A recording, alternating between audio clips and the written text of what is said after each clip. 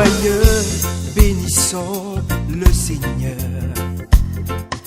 Chantons et célébrons ses louanges. Adorons avec foi le Sauveur. Nous joignons au céleste pharaon. Rien ne change. C'est pourquoi il dit que ta volonté soit faite. Ici où nous on est sur la terre, comme elle est au ciel. Au ciel, il n'y a pas de problème. Donc, que tout ce que tu veux, comme tu as établi ça là-bas, ça soit la même chose ici. C'est ce que David avait compris. Et il disait, le Seigneur est mon berger, je ne manque de rien. Je ne manque de rien. Autrement dit, j'ai tout ce que je veux. J'ai tout ce dont j'ai besoin. Je n'ai aucun besoin qui n'est pas comblé. Parce que le Seigneur est mon berger. Et il continue en disant, mais c'est lui qui me conduit vers les verts pâturages. Autrement dit, si j'ai faim, mon berger me nourrit.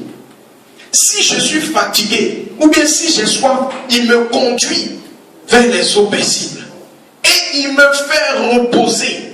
Donc je ne m'inquiète pas. Je n'ai pas de doute. Je n'ai pas de peur. Je ne panique pas. Parce que le Seigneur est toujours mon berger. C'est toujours lui qui me conduit. Je n'ai pas de crainte.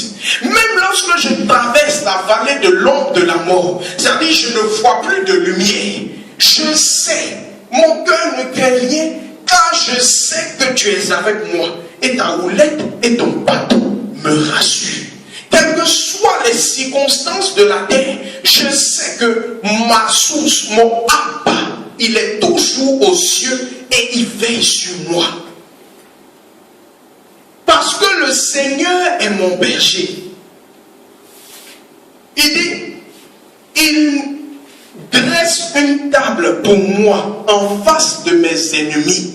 Les gens qui sont là, ils passent leur vie, leur journée à se plaindre. Les gens sont comme moi, dans mon travail, on murmure, on me glisse des pots de banane. Dieu dit, quand David a compris qui était son père, il dit, tu dresses une table pour moi en face de mes ennemis, et c'est devant eux, en face d'eux, que tu viens moindre d'huile ma tête, et puis ma coupe déborde.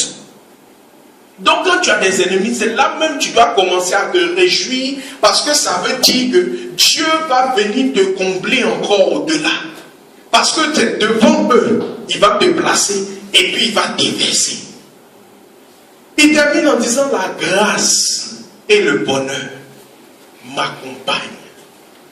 En réalité, le verbe, littéralement, c'est ils me poursuivent.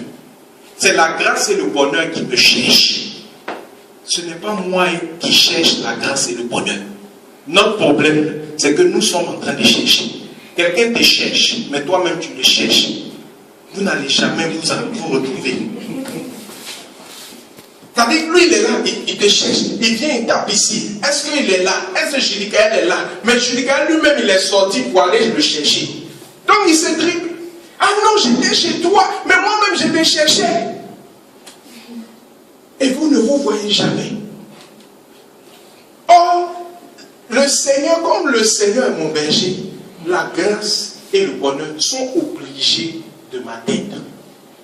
C'est une mission que le Seigneur leur a donné. Eux, ils sont obligés de me poursuivre. Gloire à Dieu.